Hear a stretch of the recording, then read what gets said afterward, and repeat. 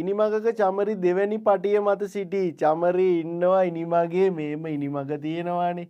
දෙවැනි පටියේ ඉන්නවා. ඔන්න චමරි පොඩියට ඇන්දා. දෙවැනි පටියේ ඉන්නවා චමරි ඉනිමගේ. ඇයි ඉනිමගේ තවත් පටි 7ක් නැග දෙකක් ආපසු බැස්ස හොත් ඉනිමගේ මැද පටියට යා හැකිය.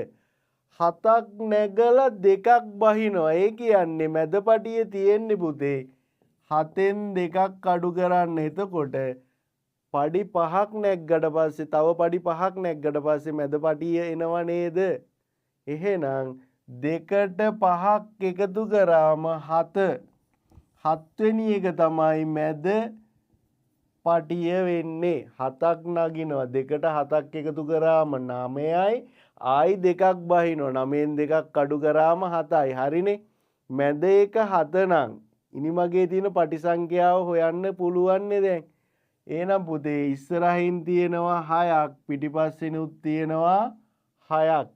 එතකොට ඉස්සරහා 6යි පිටිපස්ස 6යි එකතු කරන්න 12යි. මැද එකත් එකතු කරන්න 13යි. පටි 13යි.